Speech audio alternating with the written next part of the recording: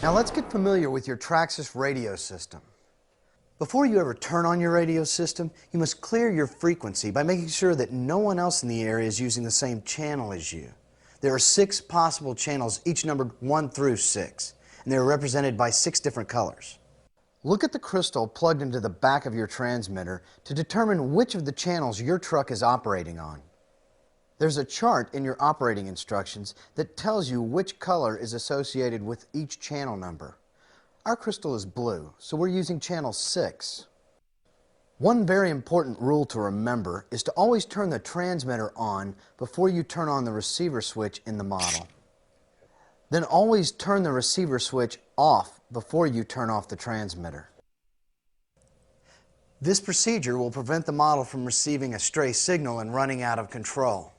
Remember, the transmitter is always on first and off last. Also, never turn off the radio system while the engine's still running. Fully extend the chrome antenna mast on the transmitter and turn the switch on. The red indicator light on the transmitter should be solid red and not flashing. Turn on the receiver switch in the model. The switch on our T-Max is located on the battery cover. On the Nitro Rustler, the switch is mounted on the rear shock tower. On the Nitro Fortec, the receiver switch is located on the chassis.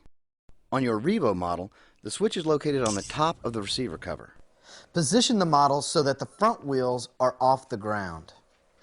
Turn the steering wheel on the transmitter back and forth and check for rapid operation of the steering servo. If the steering operates slowly, check for weak receiver batteries.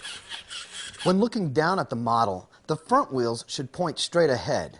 If the wheels are turned slightly to the left or to the right, slowly adjust the steering trim control on the transmitter until the wheels point straight ahead. Operate the throttle trigger on the transmitter and check for rapid operation of the throttle servo. When the throttle trigger is pulled back, the carburetor should open. When the throttle trigger is pushed away or forward, the brake should lock. Our T-Max uses the TQ3 transmitter with the grip shifter.